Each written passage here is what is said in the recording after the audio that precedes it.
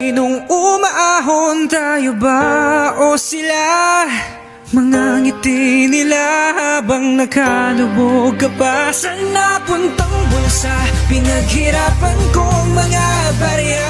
Minumulto na ng mga pangako nyo.